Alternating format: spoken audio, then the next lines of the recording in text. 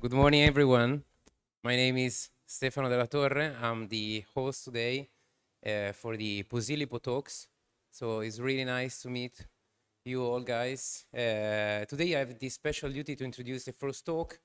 The first talk is about IT security, smart contract auditing, and how to unpacking the security implication of Bitcoin ordinals. So it's very pleasure for me to introduce the first speaker, Nehal. The floor is yours. Thank you. Hello everyone. Okay. So my name is Faizan Nehal, and I will be speaking about what are Bitcoin ordinals and what are their security implications. So, if I give a bit background about myself, I have been in the cybersecurity space for 5 years, and specifically in blockchain security for 3 years now. I am working as an auditor at Hacken for the last 15 months, and uh, I started as a bug bounty hunter. I did smart contract audits, I did pen testing, and now I'm doing kind of like a security engineering. Like before I move forward, can I ask you guys one questions? How many of you know what are Bitcoin ordinals? Okay, so if I just this will be the agenda of the talk. I will first introduce what exactly are Bitcoin ordinals. Then I will go into technical details about how exactly they work. Then I will put forward some security risk that they carry with them. And then I will share some best practices that you should follow if you want to jump into this field.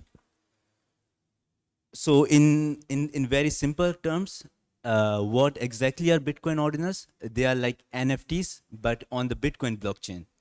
And but the thing is, like, they're a bit different from the NFTs on other blockchains like Ethereum or Solana, because here there are no smart contracts on Bitcoin. So the NFT have to be directly bounded to each Satoshi on to the blockchain itself.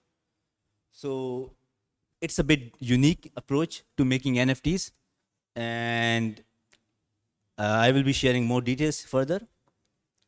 So these are some characteristics of Bitcoin ordinals. The most important one is that they don't have any smart contract. Everything is on chain. Everything like is bonded onto the Satoshi, and each Satoshi on the Bitcoin blockchain can carry one ordinal with them.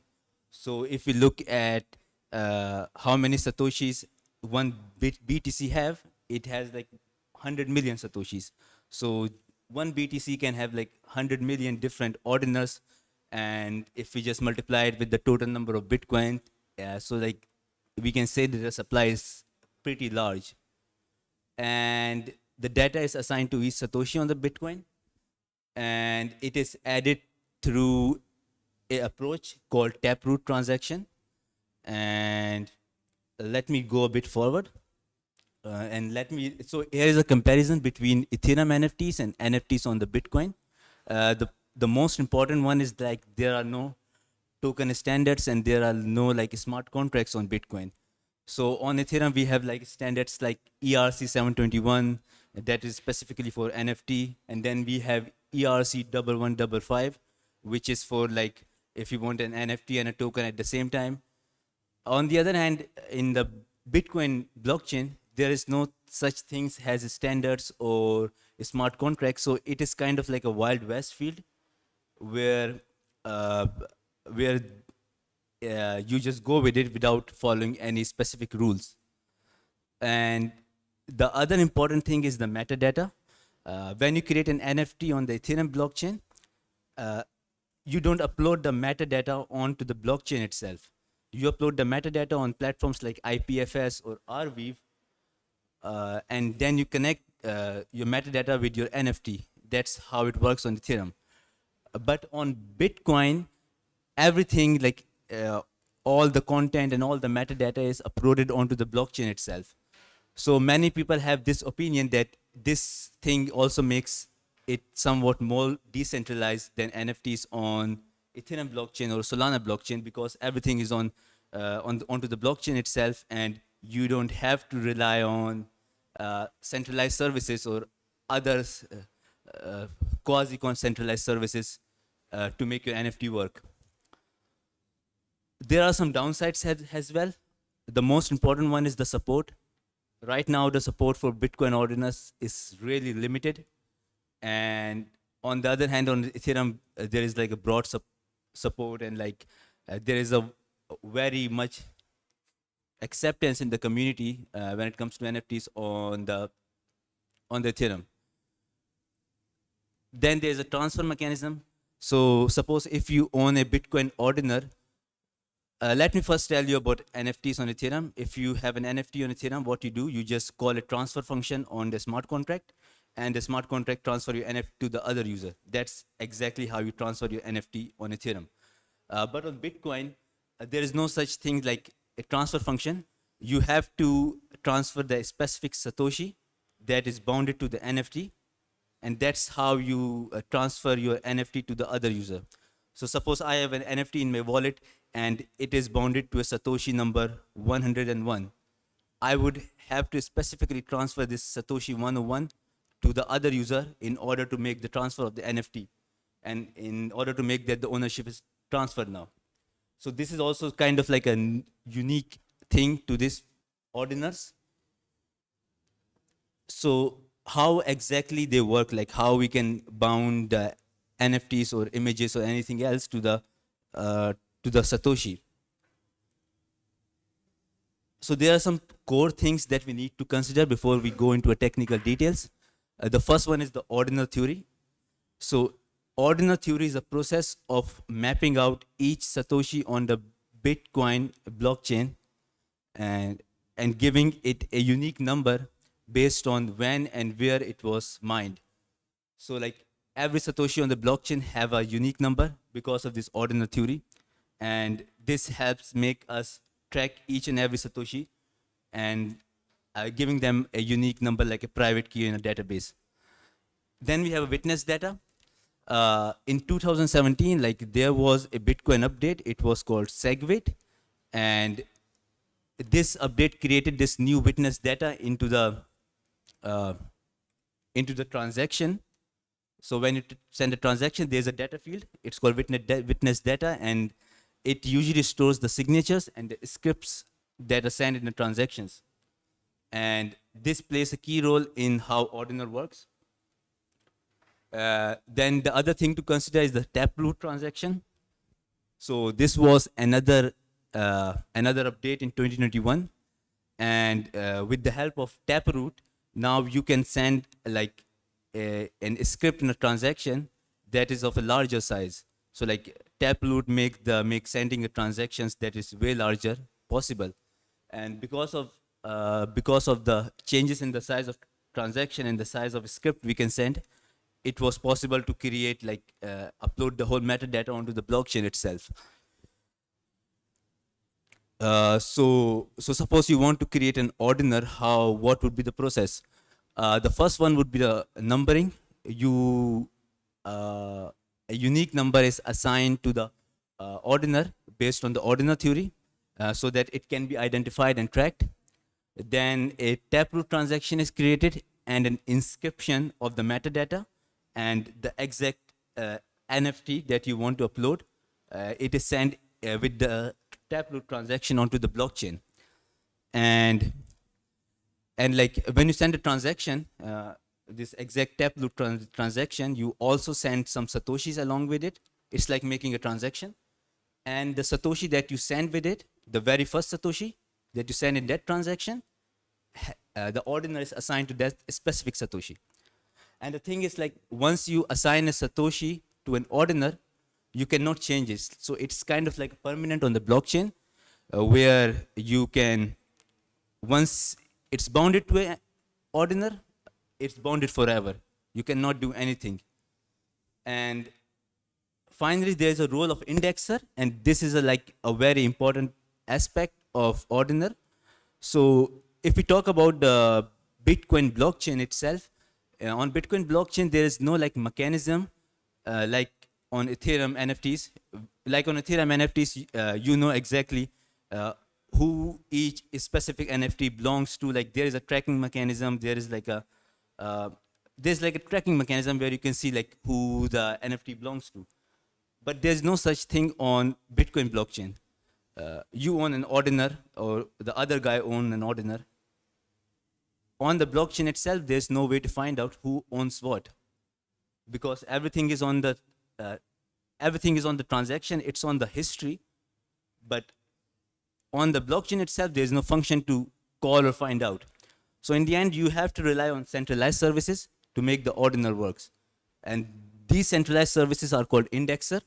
So what they do, they constantly map out the whole blockchain and see like how many ordinals are currently present on the blockchain itself, and like who owns which ordinal currently, and like how many satoshis are bounded to, like which satoshi is bounded to which NFT, and things like that. The important thing to note here, these services are centralized. So although everything on other that we see, they are like decentralized on the blockchain, but in the end, to make everything work, you have to rely on a centralized service, and there is no other way to do that. So this is also like a block diagram of how everything is done. First, the Satoshi on the Bitcoin itself is numbered. Then a taproot transaction is created. And in the taproot transaction, you make an script and add a metadata of the ordinal. Then you send the transaction, and the data is added into the witness field of that specific transaction. And the Satoshis that is sent in that transaction are assigned the ordinal. Then comes the indexer. The indexer detects like which specific Satoshi have which ordinal, and that's like they constantly update the database.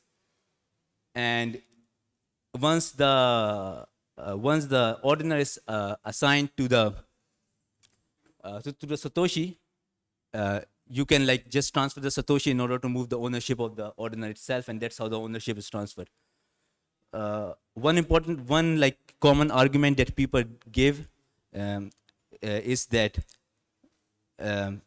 what if you can just send, suppose you assigned a ordinal to a Satoshi. What if you send the same Satoshi with another taproot transaction, and in that way you can change the ordinal? So what you can do, you can always send out a new taproot transaction with the same Satoshi, and it will be uploaded on the blockchain. But the thing is, when the indexer will go on to detect which Satoshi has which ordinal, they will only take the very first one. So even if you assign like 4 or 5 ordinals after the first one, it doesn't matter, because they only look for the very first one, and as soon as they find the first one, it just take that one. So that's why, you know, once it's assigned, you cannot change it. It's kind of permanent. So this is like an example of how a taproot transaction looks like. For us, the important thing is the witness field.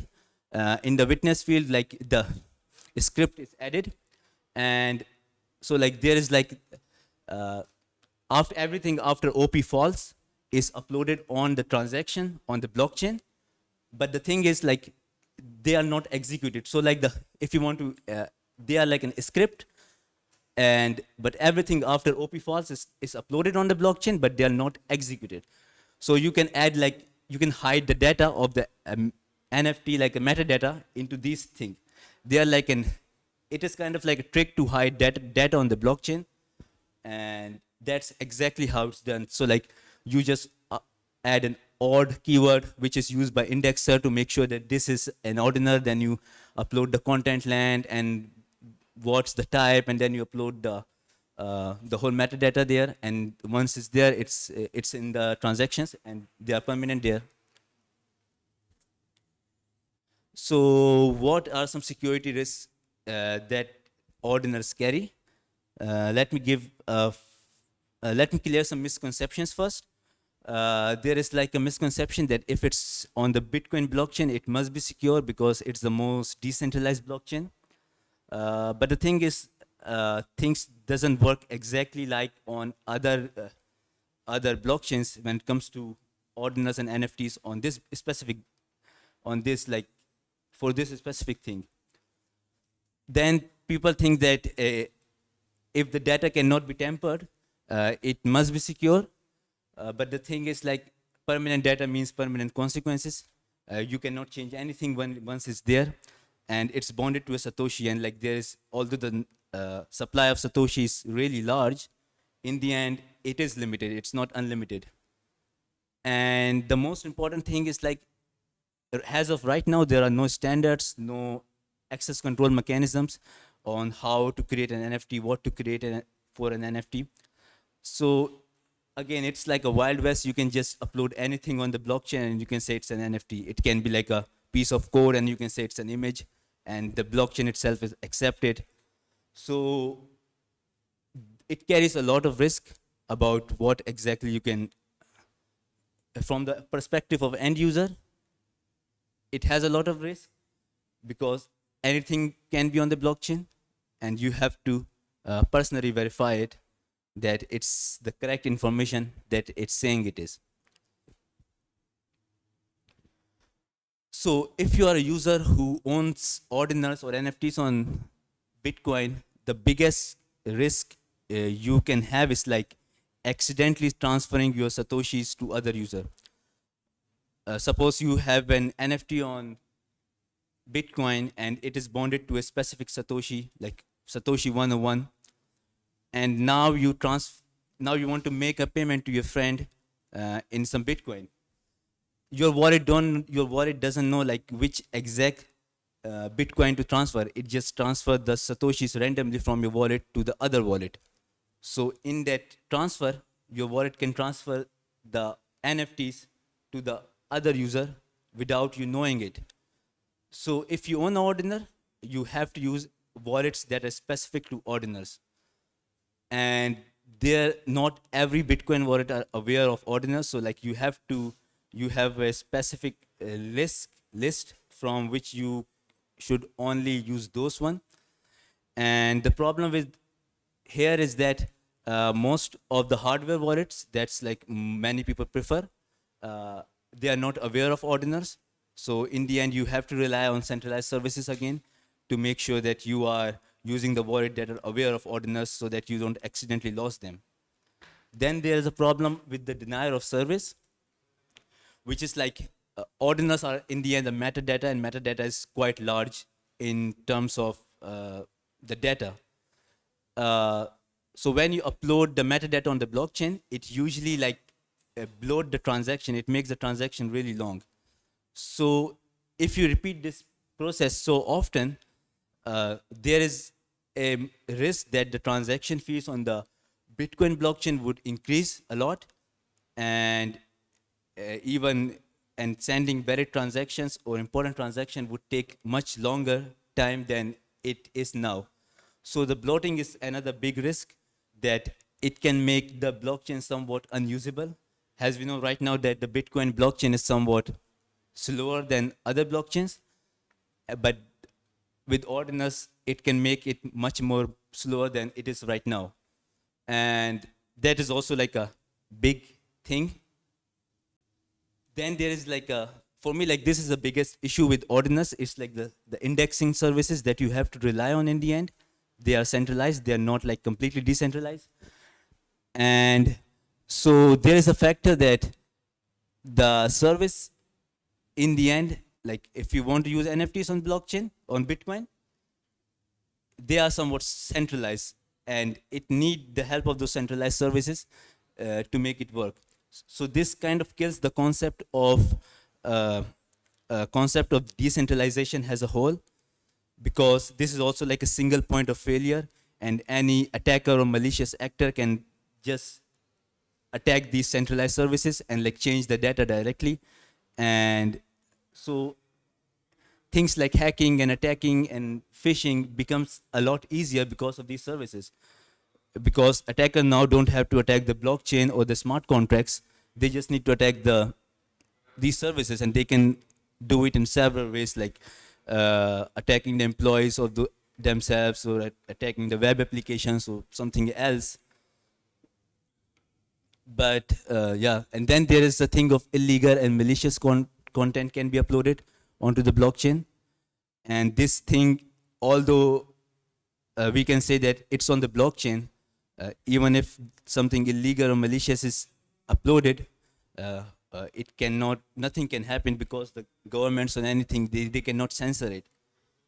But the thing is, it could cause a lot of problem for the indexing services, because in the end they are centralized services, and they have to like map out the blockchain for the ordinals to work. And if something illegal is uploaded on the Bitcoin blockchain itself, or something malicious, uh, it can cause legal issues for the indexing services themselves. So in the end, it could end up in somewhat kind of like a long legal battle, and it could like, because of the lack of moderation, there is like, it could not end up in the favor of the masses.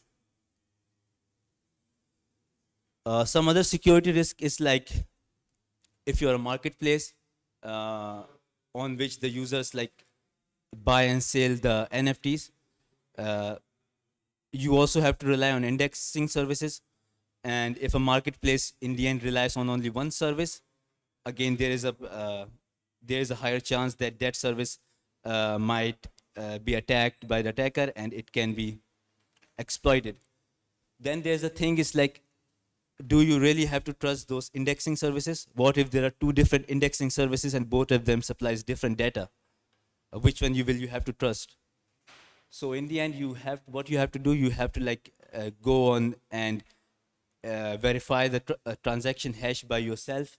And again, this could also make the whole process of buying and selling much more slower and less optimized, because of all the verifications you have to do back and forth, because you cannot trust just one service. There's then the fee issue which I mentioned earlier, that if uh, that it can bloat the blockchain itself, and fees can increase. And the Bitcoin is already much slower than other blockchain, it can make it more slower, and this can cause problems in the getting the mass adaptation on the blockchain. Then we have the issue of access control. Like, there are no smart contracts, there's no logic about what exactly to upload, what not to upload, what makes an NFT, what doesn't make an NFT. You can anyone can upload an NFT and say like, yeah, we belongs to this organization, we belongs to that organization, because in the end there is no way to uh, differentiate it if you are just looking it from the perspective of from the decentralized perspective. So if you want to in the end differentiate between different ordinals, you have to again rely on centralized services to make the difference, which again like break the concept of the decentralization itself. So some of the best practices that you can follow if you are like interested in ordinals is like, the first one is to use a wallet that is aware of Bitcoin ordinal, uh, because there is always a risk that you will transfer your NFTs accidentally to another one if you don't use a ordinal specific wallet. So in order to make sure that you don't transfer your NFTs to other person, you have to use a wallet that is aware that you have an ordinal, and where you can mention that don't transfer a specific number of satoshis, and you can transfer anything else, so you don't accidentally lose your wallets, use your NFTs. Sorry. Then if you're a creator, from the perspective of creator, is like you should always have this thing in mind, that uh, you are everything that you are doing on the blockchain is permanent, and it has a permanent consequences, and it is embedded there. You cannot change it. You cannot like add some access control, or like change it, or like burn it. Once you send a transaction, it's always there. uh, for the perspective of marketplaces, which is like, if you are a marketplace, you carry a great responsibility, because in the end users use your platform to buy and sell their stuff, and you have to use like multiple different indexers and not rely on only one service itself, and make sure that you cross verify the data you are getting from each of those indexers, and you cross verify the information, and you not only cross verify the information with each other, you also do it with on with the blockchain itself. So like you verify the transaction hash, and you see that, yeah, I have verified information from the blockchain directly itself. I am not just relying on the indexes. Then there are some general best practices like keeping your private key by yourself, and don't trust the metadata, because on Bitcoin anything can be uploaded and anything can be an NFT. There are no rules or regulation about or access controls about what constitute a particular NFT. Other thing is like the inscriptions are permanent on the blockchain. Uh, you, um, you cannot go back once you upload something. So from my perspective, like, yeah, I personally think that Ordinals itself, like, they break the concept of decentralization itself. Although it's something interesting that you can create an NFTs on Bitcoin itself, but on the other hand, it carries a lot of risk and a centralized point of failures in itself, uh, which uh, which I think everyone must be aware of. Yeah, at Hacken, what we do, we allows the developer to better understand the protocol and the DeFi application they are building, in order to make sure that uh, everything that they're doing is safe and secure. In our experience of like 7 years, we have audited hundreds of thousands of lines of code, and we have seen all the different kinds of uh, protocols. So we give like the best recommendations to our clients about what to do and what not to do. These are some of the services we provide. These are like, we do a protocol audit, we have a bug bounty program, like we manage the bounty programs of um, different protocols and different centralized exchanges as well. We do DApp security audit, which is like the um, testing the Web2 components of your DeFi application. And then we also do a penetration testing of different centralized exchanges. We verify the proof of reserves for different centralized exchanges. And the most important things is like, we also do smart contract audits, which is like a security review of your smart contract. It doesn't matter if it's on Ethereum or Solana or Nehal, like we have expertise in all of those fields. Uh, yeah, so that's all from my side. If you have any questions.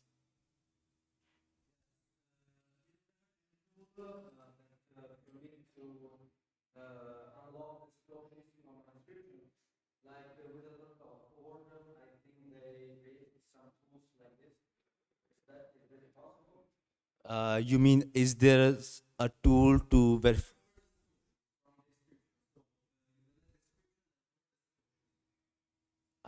Stole the satoshis from inscriptions? No, I think because it is this thing, the transferring and the inscription, this thing is managed by the blockchain itself, so it is not possible. But it is possible through other ways, uh, like altering the database on the indexer itself. So like, although on the blockchain you might be the owner, but an attacker can attack the indexer service, and from the on the indexer I will be the owner. So the data that will be feed by the indexer to the end user would be uh, altered as a whole.